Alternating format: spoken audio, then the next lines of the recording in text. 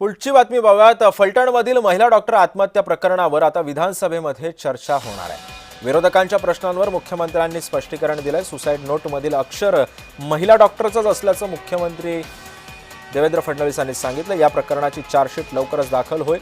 महिलांना 1500 रुपये नको आहेत तर सुरक्षा हवी आहे असं ज्योती गायकवाड यांनी सांगितलंय।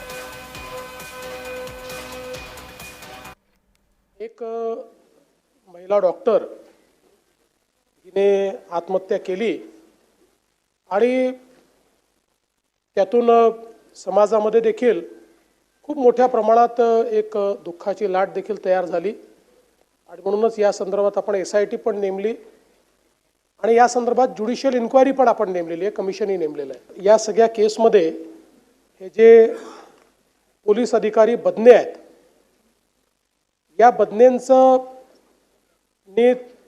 एक प्रकारे जी काही आता आपल्याकडे माहिती आलेली आहे, चॅट्स आलेले आहेत, त्या सगळ्या याच्यात तिची फसवणूक करून आणि शारीरिक शोषण केल्याचं आपल्याला लक्षात येत आहे।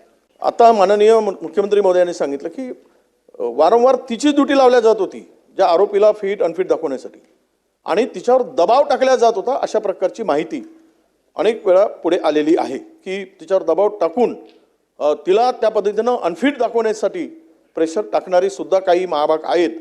त्या दृष्टीने सुद्धा चौकशी पुढे जाते आहे का, ही माहिती उपलब्ध करून द्या अध्यक्ष।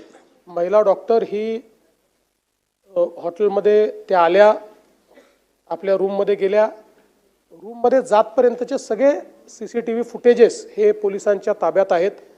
त्यामुळे तिथे कोण आलाय, कोण गेलाय या संदर्भातली माहिती आहे।